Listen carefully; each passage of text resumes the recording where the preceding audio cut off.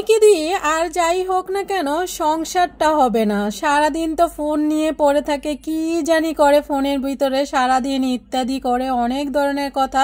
Hello everyone, আসসালামু আলাইকুম, welcome জানাচ্ছি আমার নতুন একটা ব্লগ ভিডিওতে। আসলে আমার ব্লগ ভিডিওগুলো সবাই অনেকে পছন্দ করেন, বেশিরভাগ মানুষ কিন্তু পছন্দ করেন। এরই মধ্যে কেউ একজন আছে তারা মাঝে মাঝে ব্যাড কমেন্ট করে, তারপরে কোনো ব্যাপার না। অনেকে আমার অনেক আত্মীয় স্বজন আছে, তারা তো ভাবে সারাক্ষণ আমি শুধু খালি ভিডিও নিয়ে বসে থাকি।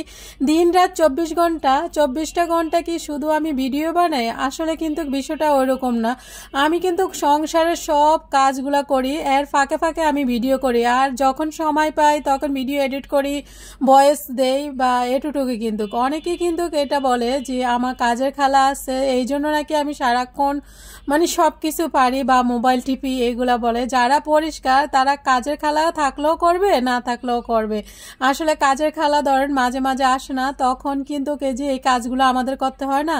তো আর কাজের খালা তো আসে, সব কাজ তো করে না, আর আমি সব কাজ করাই না। আর বাসায় ছোট বাবু আছে, তাকে খাওয়া দাওয়া করা, গোসল করানো, সব কিছু করতে হয়। কাজের খালা তো শুধু খালি ঘর মুছা আর কাপড় চোপড় ধোয়া যায়, আর বাকি সংসারে যে কাজগুলো আছে এগুলো তো সব আমাকেই করতে হয়। যাই হোক, আমি কিন্তু কাজকর্ম শুরু করে দিয়েছি।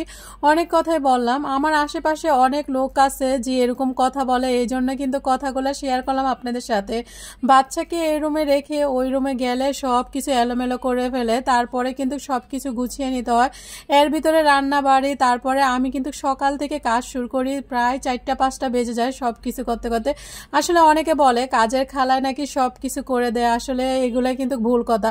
আমি কখনো কাজের খালাকে দিয়ে কোনো কিছু করে না, শুধু খালি ঘর মুছে আর কাপড় চোপড়। আসলে কথায় আছে যে রাধে সে চুলো বাঁধে, ঠিক আছে? আমরা আছে না সংসারে সামলানো, বাচ্চাকে দেখাশোনা করা, বাসা যাবতীয় কাজ করা, আমার বাচ্চাকে দুইটা বাচ্চাকে হ্যান্ডেল করা, তো সব কিছু মিলে কিন্তু পারি। তো শাশুড়ি বাচ্চাকেও কিন্তু হ্যান্ডেল করতে হয়, সব কিছু মিলে কিন্তু আল্লাহর রহমতে গুছিয়ে রাখতে হয়। কারণ আসলে ওর বাবা বাসা যখন আসে সব কিছু এলোমেলো করে রাখে, তো এগুলোও সব কিছু গুছিয়ে নিতে হয়, ঠিক আছে? সারাক্ষণ কিন্তু কাজ করি। তো অনেকে ভাবে, অনেকে বলতে কি আমার কাছে কয়েকজন লোকই বলে যে আমি নাকি সারাক্ষণ খালি মোবাইল নিয়ে কথা বলতে বলতে। আসলে আজকে জালি কুমড়া আনছিল, জালি কুমড়া দিয়ে আমি মানে ভাজি করার কথা ছিল, চাকচাক এরকম। তা আমি ভাবলাম ফ্রিজে কিছু হালকা গরু মাংস ছিল, গরু মাংসটা দিয়ে রান্না করছি। আসলে তরকারিটা খেতে আলহামদুলিল্লাহ অনেক বেশি মজা হয়েছিল। আর একটু ঝালি কুমড়া ভাজি করছিলাম, টমেটো চাটনি করছিলাম, লাল শাক রান্না করছিলাম, আসলে টক ডাল বসাইছিলাম। ওইটা আর হয় নাই, তার জন্য ভিডিওটা দিতে পারি নাই, ওটা পরে হয়ে গেছে। তো এদিকে জালি দিয়ে খাচ্ছিলাম। আলহামদুলিল্লাহ জালি ভাজিটা যে এত মজা হবে বলার বাইরে। তো আরাফাতের একটু হালকা আল্লাহর রহমতের শরীরটা একটু খারাপ ছিল, তো তারপরে ডাক্তার দেখাতে আসলাম ওকে। কারণ দেখে গেছে যদি আবার মানে ও অসুস্থ থাকলে বাচ্চা মানুষ যাই হোক ভালো লাগে না, তো এই জন্য দেখাতে আসছি। তো আল্লাহর রহমতে আলহামদুলিল্লাহ ওষুধ দিয়ে দিছে, ঠিক হয়ে যাবে আল্লাহর রহমতে। এই যে ও আমার লক্ষ্মী ছেলেটা, সবাই মাশাআল্লাহ বলবেন। বাবাটা কি বুড়ো একটা বাবা, তাই না? আল্লাহ হাফেজ, সবাই এটুকুই, ভালো থাকবেন।